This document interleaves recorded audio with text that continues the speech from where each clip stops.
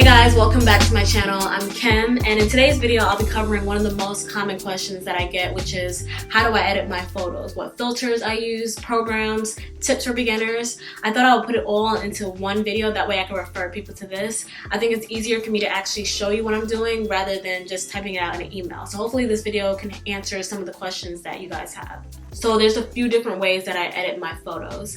If it's a photo that I took with my camera, I'm going to edit it on my computer using either Photoshop or Lightroom or sometimes both. If it's a photo that I just took with my iPhone, I'm just going to edit it on my phone. I don't like switching it back and forth. I just use apps like Facetune, ViscoCam, Afterlight, things like that. For this video, I'm going to be focusing on how I edit photos from my camera using Lightroom. If you're interested in seeing how I edit photos on my phone, just let me know. I feel like those types of videos are all the same anyway, but if you still want to see how I do them, just comment down below and I'll be sure to get that out as well. If you're interested in photography or you want to have your photos have a more professional look, I highly recommend learning some type of Adobe software, whether that's Photoshop or Lightroom. Either one of those are great. Those are the most universal photo editing software out there. They can actually handle high resolution images that your camera produces, so it's definitely essential if you're trying to like step your photography game up.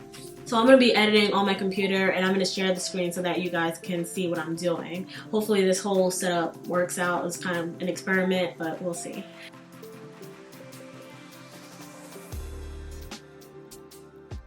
I'm going to open up Adobe Bridge. It's just a free software by Adobe that you can organize and see everything laid out.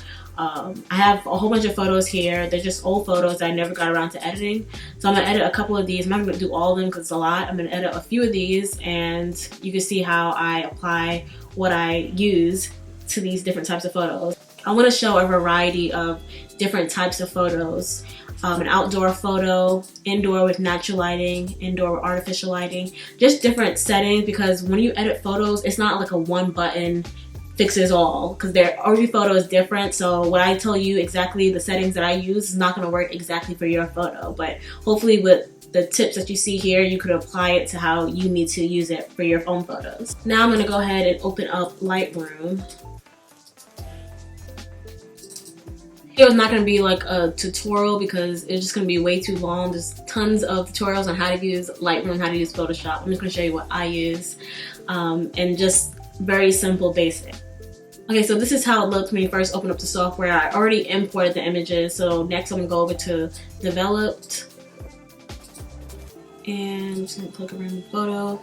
And here on the right side there's adjustments just like you'll see in ViscoCam or any other editing software. We could do like exposure, do the saturation how you want it, and just play around the settings that way. There's also, on this side, the left side, presets that already come with Lightroom.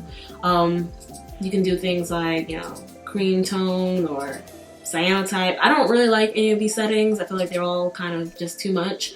But there are settings that you can buy or just download from online. So recently I discovered ViscoCam presets for Lightroom and Photoshop. I thought it was just like the app, but you can actually download presets that you can use on these photo editing software. So you just go on to visco.co and you can go to store, and here they have the different film packs of different presets.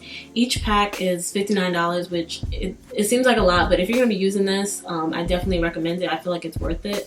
Each pack comes with a variety of different film settings, so it's like all of these come into that one pack for $59, so I think that's worth it. There's also a free preset that you can find online. You just have to do your searching. There's a lot of crap ones out there, but there are a few good ones too. I'll leave a link to a free preset that I found that I like pretty much, so I'll leave that down below in the description. But back to ViscoCam, I would just pick one of these and just kind of look by the sample photos of what type of photos you want to produce. Like if you like this type of vintage faded look, they have samples down here. If you want to have your photos look like this, I would download this packet. The one I like the most is number 7, Eclectic Films, because I think it's the most versatile. It has like, you know, the high saturation, the faded look, the dark, high contrast, nice black and whites, and like the nice cool tone look. So this is one of my favorite packs,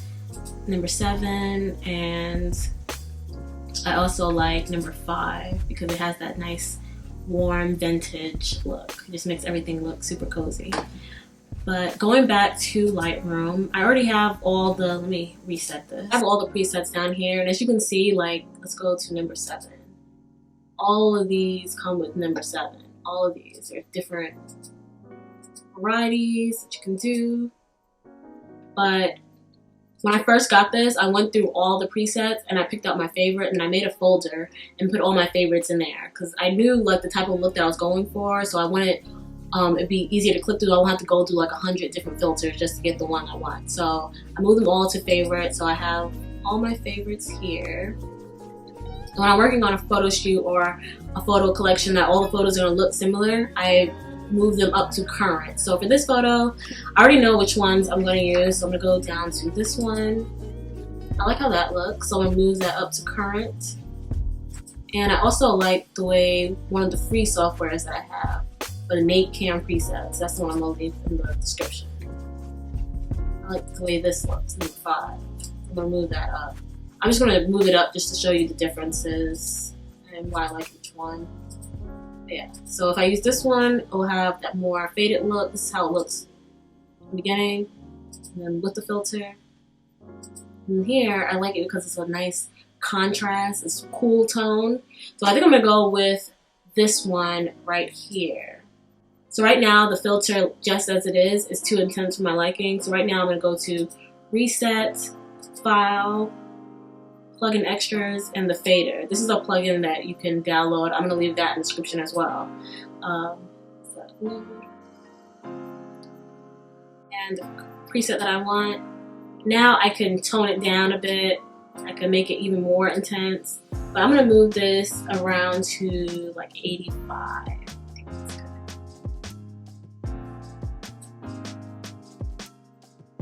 Looks down here, you can see the before and after. In this after display, my skin is a little light because that's where the highlights are. So what I'm gonna do now is bring the highlights down. So over here, and highlights is like the brightest part of the image. Bring it down to like 80.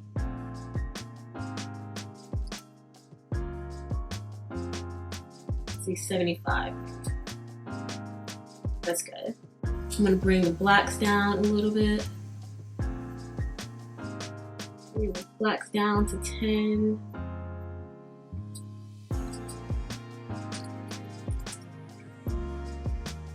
Add clarity. I like the photos to look nice and sharp. And don't go overboard with this because it could look real, you know, overboard if you use too much of it. But just very slightly. I'm gonna move this up to 18. Actually move it down just a tad.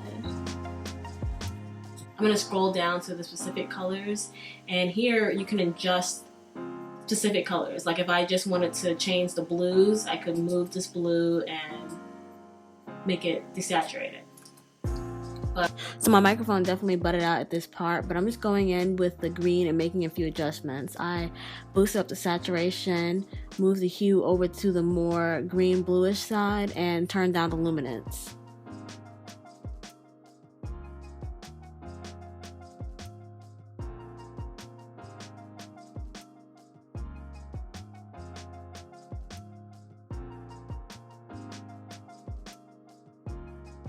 So the next thing I like to do when I'm editing a photo, specifically a photo of a person, is I like to go in and sharpen the details. I like to sharpen pieces of the clothing, the hair, and the eyes. And I do this by going into the adjustments and using that little adjustment brush and boosting up the clarity. And for the clarity, I'm not going to do all over like I did the whole photo, but I'm just going to go in now and boost up the clarity and pieces of the hair, pieces of the garment, just to make it pop more.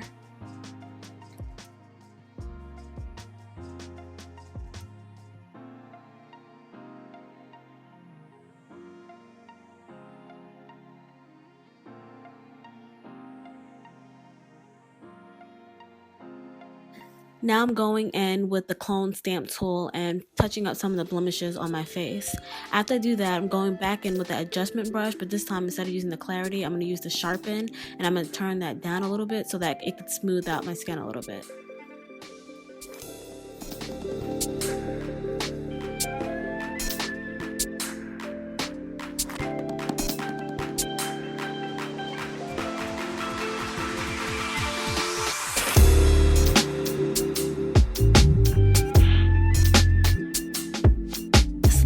straighten and crop the image.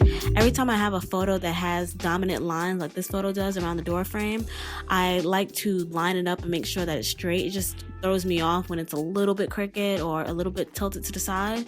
I like to have everything parallel with the frame of the photo. So here I'm just gonna straighten it up a bit, and then since I'm posting this photo to Instagram and Instagram's platform is square photos mainly, I'm going to squaring up this photo a little bit.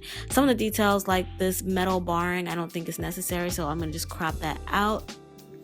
So here is the final image. I hope you found this video helpful in some way. It's all about practicing and finding your own aesthetic. There's no right or wrong way to edit. This is just how I do it and what works for me. To see how I edit the rest of the photos without me talking, click here. This video will be part 2 where I'll do speed edits, and you'll see like the other presets that I use to achieve the following looks. Thank you so much for watching. Don't forget to like this video and subscribe. If you have any other questions, please leave them down below in the comments, and I will see you guys in the next one.